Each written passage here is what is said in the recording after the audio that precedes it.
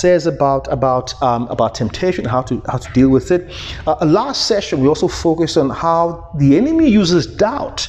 We talked about how Satan uses doubt and lies to get us to compromise on the Word of God. He tries to make us to doubt the Word of God, to doubt what God says about sin, doubt what God says about His power, His presence, doubt what God says about holiness, because he knows that when we doubt the Word of God, we're more likely to compromise on the Word of God, and when we compromise, it leads to sin and it breaks our relationship, affects our relationship with God. So Satan uses doubt.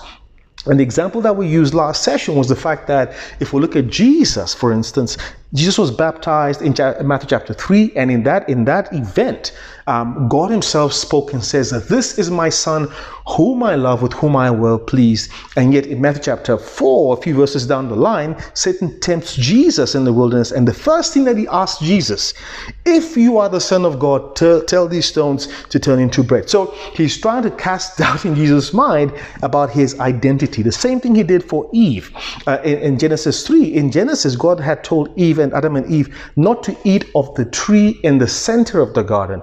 When Satan came against Eve, what did he say to Eve? He said, did God really say, number one, did God really say you mustn't eat of any tree in the garden? So we find that Satan uses doubt, he uses lies to try and get us to compromise and to try and get us to distrust God so that he can damage and break our relationship with God, make us vulnerable and attack us.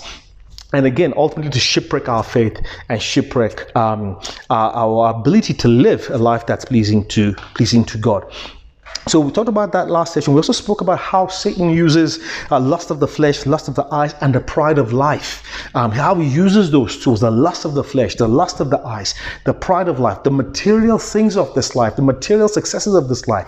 How Satan tries to use those things to derail us and take our eyes and focus off Christ and keep our eyes on the things of this world. So he uses that a lot to try and grab our attention.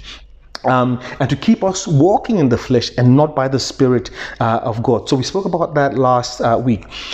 Today we want to focus on two main things. That is the purpose behind our trials, our temptations, which we spoke about just now, a few seconds ago, about the fact that behind every trial and every temptation, there's two dual purposes. There's God's purpose and Satan's purpose. And secondly, we want to talk about the importance of our attitude, our spiritual attitude towards God in the midst of our temptations and our trials. And for us to do that, we're going to actually focus on the story of Job. Now, if we look at last week as well, we spoke about the fact that Jesus has just been